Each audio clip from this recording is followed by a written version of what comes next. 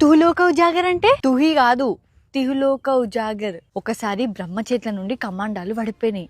అందులో ఫ్యూచర్ లో జరిగేవన్నీ రాసి ఉన్నాయి. అవి పడిపోయినాయి అంటే ఫ్యూచర్ లో జరిగేవి కూడా పడిపోయినట్టే. ఎంబడే బ్రహ్మ కింద పడ్డ కమాండాలన్నీ తీసుకొని ఏం కాలేదులని మళ్ళా తపస్సులోకి వెళ్ళిపోయిండు. అప్పుడు ఇంద్రుడు ప్రపంచం నుండి 2 గెలాక్సీస్ కనిపిస్తలేవు అని గమనించిండు. తొందరగా పోయి మహావిష్ణువుకి చెప్పిండు.